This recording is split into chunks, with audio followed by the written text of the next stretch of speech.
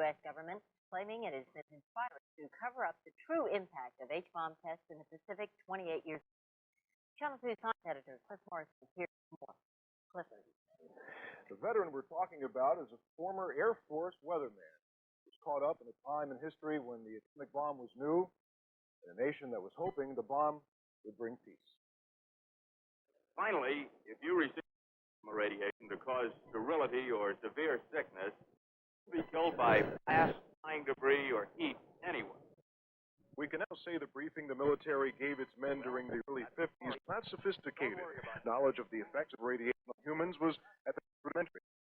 4 hours before the 1954 Bravo bomb, the inhabitants of the South Pacific island of Connie were evacuated to Rongerik Island, 150 miles east.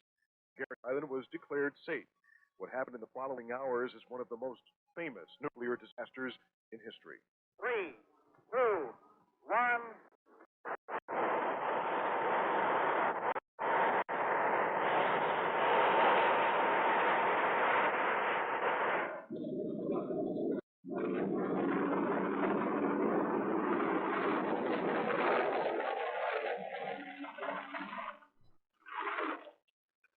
Bravo unleashed a force that was equal to 150 million tons of dynamite.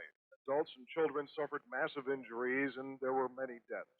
Gene Kerbo, seen here when he was stationed on Rongerik Island, along with 27 other Air Force weathermen, is now 49.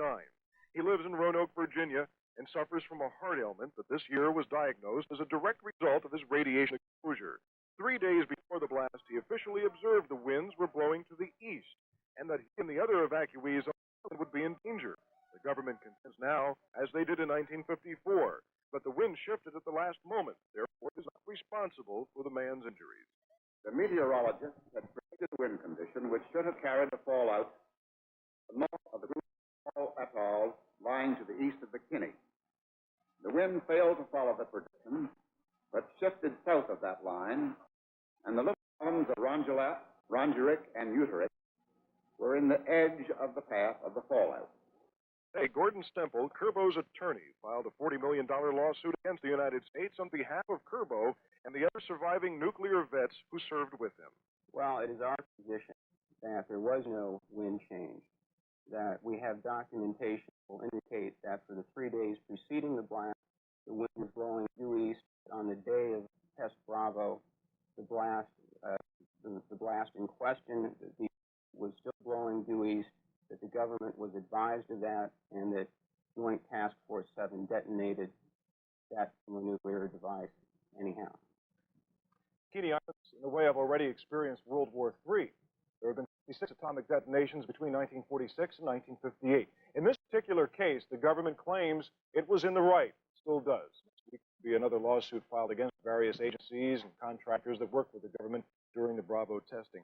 You try to get a fix of the total feeling that the government has and what exactly they're standing. Well, the Congressional Subcommittee on Oversight and Investigation in August of 1980 had released this report on the testing of the forgotten guinea pigs. So many years later. Thank you, Cliff.